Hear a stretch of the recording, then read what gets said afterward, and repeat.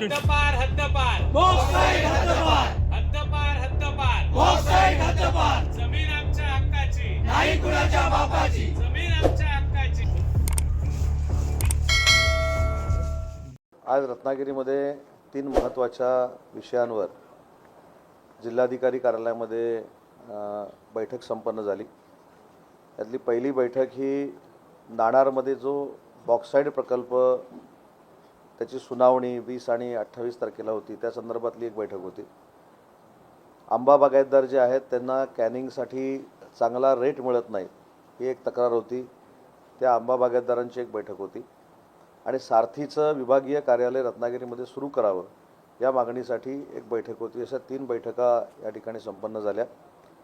सुरुवातीचा जो नाणारचा विषय आहे या संदर्भामध्ये आपल्याला माहिती आहे की राजापूर लांजा मतदारसंघाचे स्थानिक आमदार किरण भैया सामंत यांनी सुरुवातीलाच सांगितलं होतं की लोकांची जी भूमिका आहे त्या बॉक्साईडच्या बाबतीमधली तीच माझी भूमिका आहे.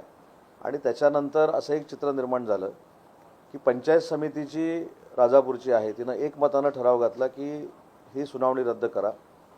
आमदार महोदयांची तीच भूमिका होती आणि या संदर्भात आज आम्ही बैठकीचं आयोजन केलं होतं. पण याच्या पार्श्वभूमीवर काल माझी जिल्हाधिकाऱ्यांची चर्चा झाली, विशेषतः मुख्यमंत्री महोदयांची चर्चा झाली.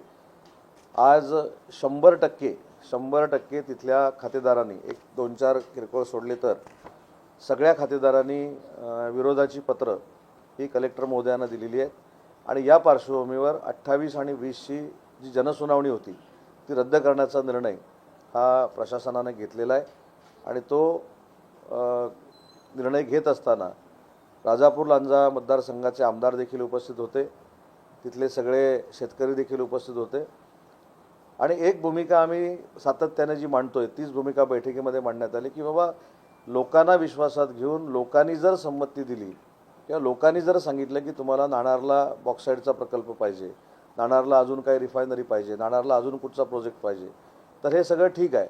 परंतु 100% शेतकरी विरोधामध्ये असताना, 100% बागायतदार विरोधामध्ये असताना अशा पद्धतीचा कुठचाही केंद्र शासनानं प्रकल्प लादू नये अशा पद्धतीची शेतकऱ्यांची जी भूमिका होती त्याच्यामध्ये आम्ही सकारात्मक भूमिका घेतली. आणि 20 आणि 28च्या जनसुनावणीला आता स्थगिती देण्यात आलेली आहे. पावसाळ्यानंतर लोकांशी चर्चा करून, मुख्यमंत्री महोदयांशी चर्चा करून या संदर्भातले 100% विरोध जो आहे तो सांगून या सगळ्या गोष्टी पुढे केल्या जातील. परंतु तुर्तास 20 आणि 28 तारखेची जनसुनावणी ही रद्द करण्यात आलेली आहे. अशाच नवनवीन घडामोडी पाहण्यासाठी 24 न्यूज चॅनलला आत्ताच सबस्क्राईब करा, शेअर करा आणि बेल आयकॉनला प्रेस करायला विसरू नका.